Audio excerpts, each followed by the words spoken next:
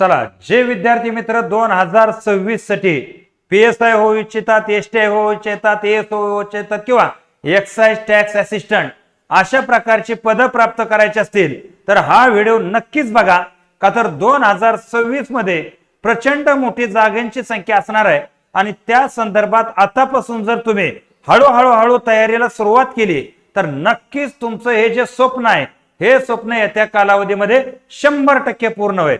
आता हे स्वप्न साकार करण्यासाठी या ठिकाणी ही बॅच सुद्धा तुमची स्टार्ट झालेली आहे 2026 च्या अनुषंगाने आणि फक्त 4000 रुपये फीज मध्ये यामध्ये कंबाईन ग्रुप बी आणि सी पूर्व तसंच मुख्य दोन्हीही या गोष्टी यामध्ये कव्हर केल्या जातात आणि आतापर्यंत आपल्या अकॅडमीचे जे रिझल्ट आहेत हे अतिशय जबरदस्त आहे। तुम्ही युट्यूब वरती जाऊन बघू शकता, टेलिग्राम वगैरे कुठेही पाहू शकता।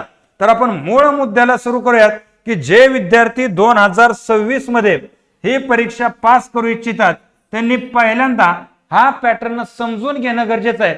आताच्या सेशन मध्ये मी तुम्हाला पूर्वचा पॅटर्न समजून सांगेन, नेक्स्ट सेशन मध्ये तुम्हाला मी मुख्यचा पॅटर्न समजून सांगेन। का तर पूर्व मध्ये जरी आपण चांगला अभ्यास केला तर मुख्यचा 50% अभ्यास पूर्व मध्येच कव्हर होतो आणि पूर्वचाही पूर्व मध्येच कव्हर होतो। त्याच्यामुळं पूर्व जर जबरदस्त केली तर पोस्ट मिळायचा जो अडथळा आहे हा अडथळा जवळजवळ 80% दूर होतो। ही गोष्ट मात्र नक्की तितकीच खरी आहे।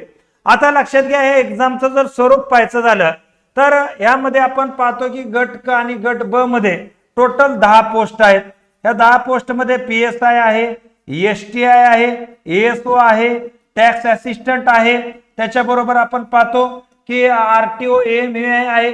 अशा बरेचशी पद म्हणजे 10 पद आहेत। आता या सगळ्यांमध्ये जर आपण पाहायचं जर कॉमन एक्झाम जे आहे पूर्व ग्रुप बी ची आणि सी ची, परंतु सिलेबस सेम आहे, म्हणजे या वेळेनं तुम्ही करत गेला तर ग्रुप बी पण उत्तीर्ण होता आणि ग्रुप सी पण तुम्ही उत्तीर्ण होता। तर पहिल्यांदा लक्षात घ्या, ही जी पूर्व परीक्षा आहे 100 प्रश्न 100 मार्क 1 तास वेळ मराठी आणि इंग्रजीमध्ये प्रत्येक प्रश्न यामध्ये असतो। एक प्रश्न चुकला तर 25% बरोबर आलेल्या प्रश्नातून वजा होतात। 1/4 निगेटिव्ह मार्किंग सिस्टम यामध्ये आहे। आता याची जी पूर्व परीक्षा आहे या पूर्व परीक्षेमध्ये हे महत्वाचे जे आहेत 8 विषय लक्षात घ्या। यामध्ये इतिहासाला 10 प्रश्न विचारले जातात, भूगोलला 10 प्रश्न विचारले जातात, अर्थशास्त्राला 15 प्रश्न विचारले जातात, चालू घडामोडीवरती 15 प्रश्न विचारले जातात, राज्यघटनेवरती 15 प्रश्न, विज्ञानावरती 15 प्रश्न आणि गणित बुद्धिमत्तेवरती दोन्हीत मिळून 20 प्रश्न असे करत करत 100 प्रश्न ह्या परीक्षेमध्ये तुम्हाला विचारले जात असतात। किती? 100 प्रश्न आणि 100 गुण। आणि यामध्ये डोक्यात ठेवा टार्गेट 60+ प्रश्न बरोबर आले तरच आपण पूर्व उत्तीर्ण होतो। म्हणजे आपलं टार्गेट जे आहे हे टार्गेट किती पाहिजे?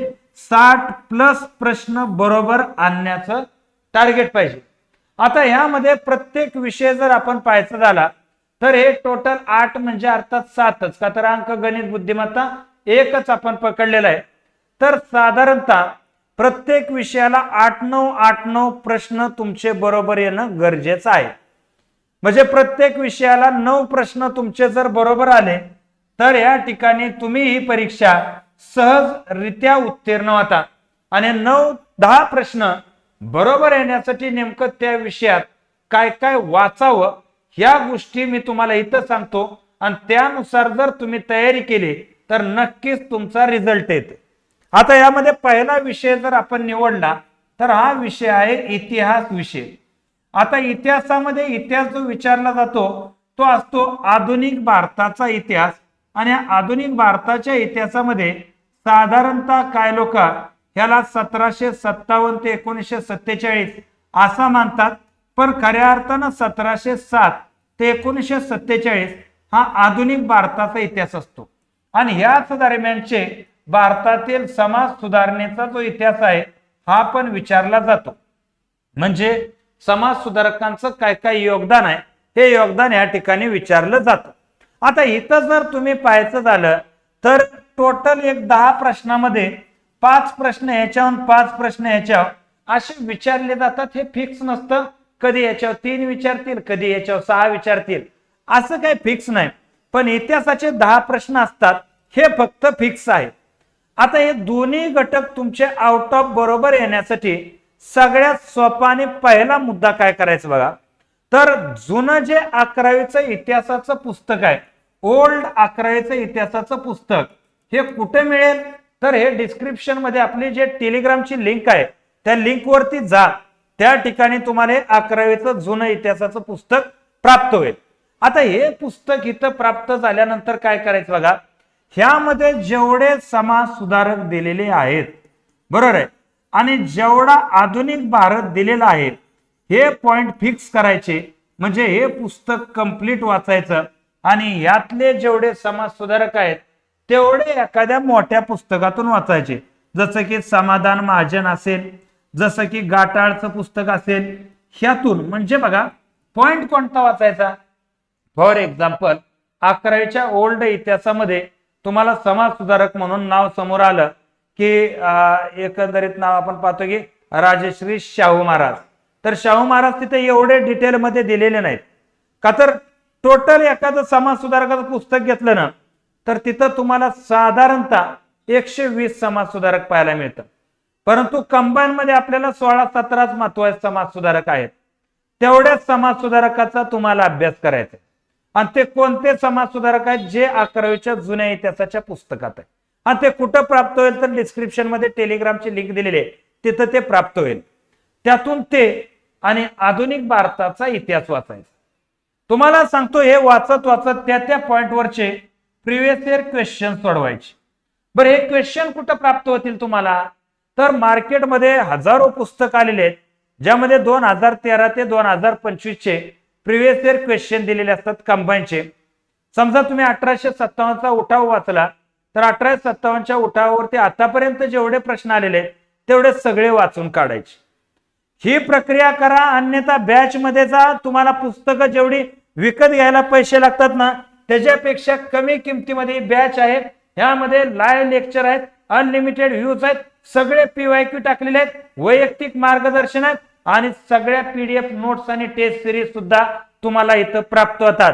म्हणजे ह्या माध्यमातून गेला तरी सुद्धा तुम्हाला 8-9 प्रश्न 10 पैकी इतिहासाचे बरोबर येतील, किंवा बॅचच्या माध्यमातून गेला तरी सुद्धा 8-9 प्रश्न तुम्हाला इतिहासाचे नक्कीच बरोबर येतील. आता जर विषय राहायचा पुढचा भूगोलचा विषय, तर भूगोल बद्दल जर सांगायचं झालं तर साधारणतः तुम्ही दीपस्तंभ आणि या ठिकाणी त्याचं भारत आणि महाराष्ट्र, किंवा कोणतंही सौदीचं पुस्तक त्याचं भारत आणि महाराष्ट्र हे 2 घटक त्यातनं केले तर 10 प्रश्नापैकी तुम्हाला सांगतो 8-9 प्रश्न कुठलंही इतिहासाचं पुस्तक वापरा. तुम्ही स्टेट ओव्हर वापरा, नाहीतर कुठलंही एखादं साधा पोलीस भरतीची चांगली पुस्तकं वापरा. का तर भूगोल म्हटलं की 2 प्रकारचा भूगोल, एक असतो भारताचा भूगोल आणि दुसरा असतो महाराष्ट्राचा भूगोल. 10 पैकी 3 ते 4 प्रश्न भारताच्या भूगोलवरती येतात आणि राहिलेले आपण पाहतो 6 ते 7 प्रश्न महाराष्ट्राच्या भूगोलवरती येतात. भारताच्या भूगोलचे फक्त 3च चॅप्टर करायचे असतात. एक म्हणजे प्राकृतिक भारत, दुसरा म्हणजे नदी प्रणाली आणि तिसरा म्हणजे भारतातील आसपासच्या सीमावर्ती असणारे देश. एवढे 3 चॅप्टर भारताचे करायचे असतात. प्राकृतिक मध्ये हिमालय, मैदानी प्रदेश, पहाडी प्रदेश काय असतील आपण पाहतो, पठारी प्रदेश. भूगोलला कितीही साधं सुध तुम्ही एकदा वाचून ठेवलं आणि त्याचे प्रिव्हियस इयर क्वेश्चन जर तुम्ही वाचले त्या चॅप्टरचे, तर तुम्हाला सांगतो भूगोलचे एकही प्रश्न चुकत नाही. महाराष्ट्राचे पण सिलेक्टिव्ह चॅप्टर असतात, तेवढेच चॅप्टर करायचे जे त्या पुस्तकामध्येच मेन्शन असतात. केवढे 8-10 चॅप्टर असतात, ते 8-10 चॅप्टरच करायचे सुरुवातीचे. बाकी महाराष्ट्राला पण वेगळं काय करायची गरज नसते. म्हणजे मी सांगतो सगळ्यात सोपा मार्क देणारा विषय जर कोणता असेल तर तो आहे भूगोल. का तर तुमच्यासाठी जड विषय येत आहे अर्थशास्त्र, पुढचा विषय. का तर ह्याच्यावरती जवळजवळ तुम्हाला विचारले जातात 15 प्रश्न आणि हे 15 प्रश्नापैकी ज्याचे 10 ते 12 प्रश्न बरोबर येतात ना तोच पूर्व पास होतो. का तर सगळ्याला इतिहासामध्ये मार्क यायची तेवढी येतात. भूगोलमध्ये यायची तेवढी येतात. पास होणारा तर नापास होणारा दोन विषय फरक पडतात. एक आहे अर्थशास्त्र आणि एक आहे विज्ञान. हे दोन विषय ज्याचे चांगले तो इथं पास होतो. आता अर्थशास्त्राला महाराष्ट्रात पहिला नंबरनं जरी उत्तीर्ण झाला तर दोनच पुस्तक वाचत असतो, एक तर रंजन कोळंबे अर्थशास्त्राचं किंवा दीपस्तंभचं देसले सरांचं पुस्तक.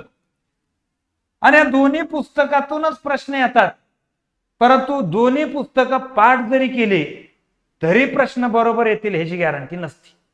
का तर हा विषय समजण्यावरती. आणि म्हणून या विषयाला सगळ्यात पहिलं समजून घेणं हे तुमचं काम आहे.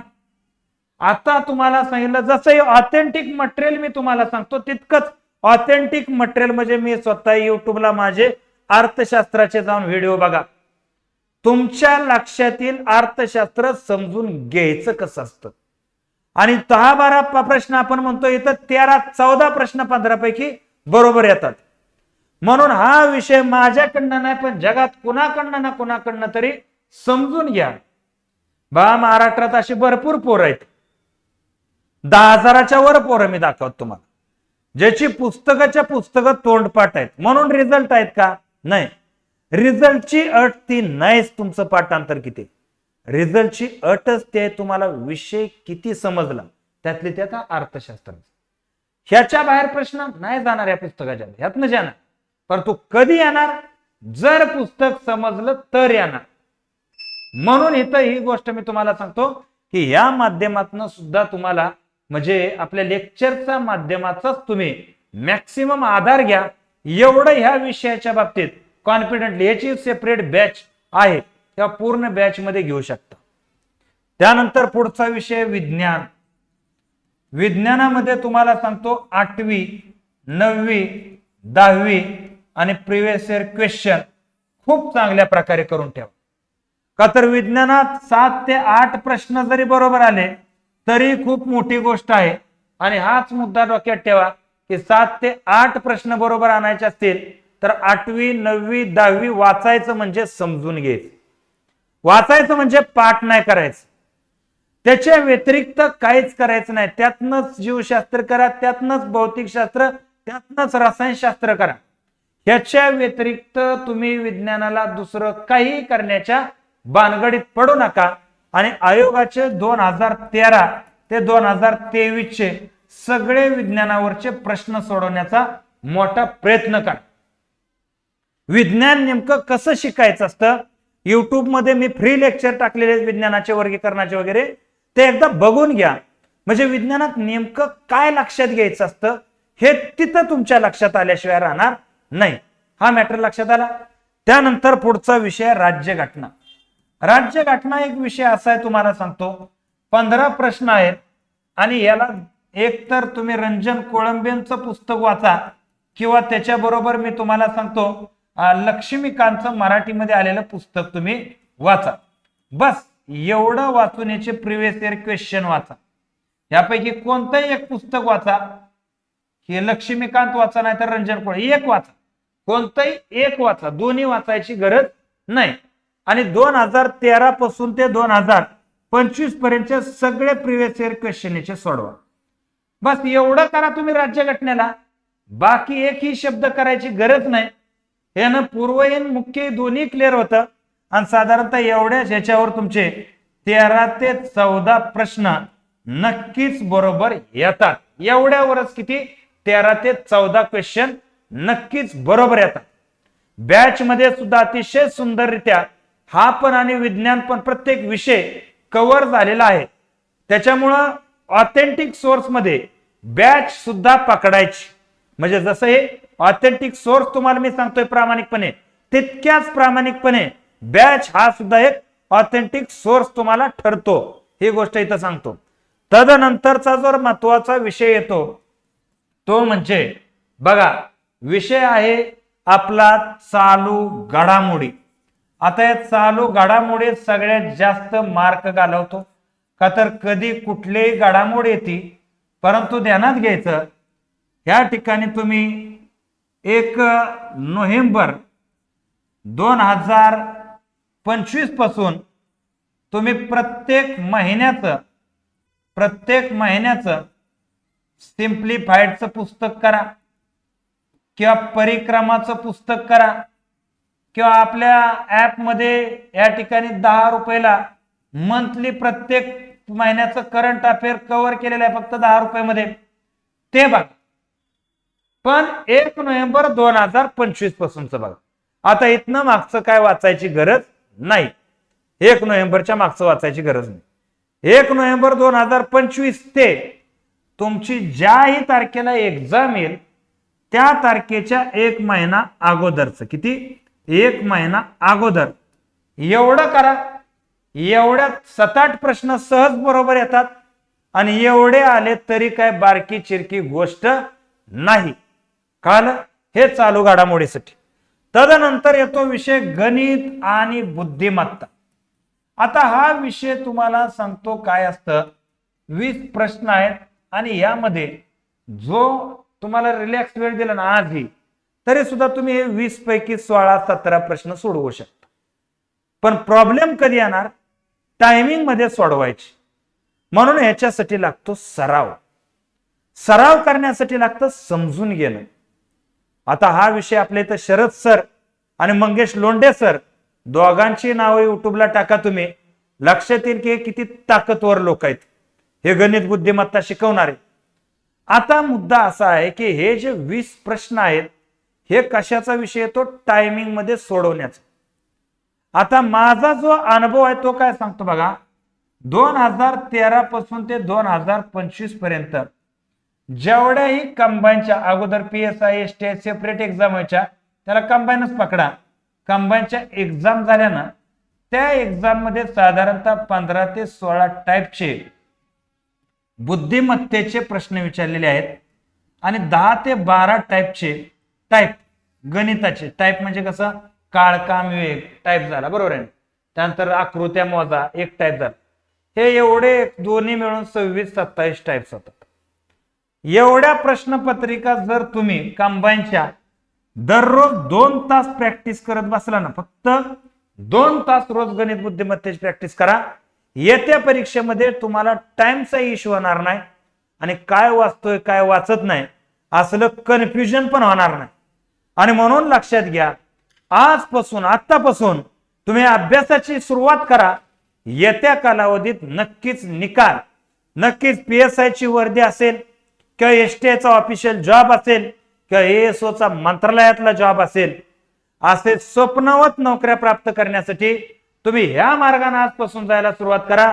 नक्की तुम्हाला यश प्राप्त होईल आणि अभ्यास करणाऱ्या प्रत्येकाला ही बॅच सुद्धा तितकीच मार्गदर्शक ठरते आणि ठरणार आहे की तुम्ही कल्पनाही करू शकणार नाही. तर तुमच्या अभ्यासाला अकॅडमीकडनं नक्कीच शुभेच्छा आणि इतर माहिती प्राप्त करण्यासाठी टेलिग्राम पण जॉईन करून ठेवा. जय हिंद, जय महाराष्ट्र.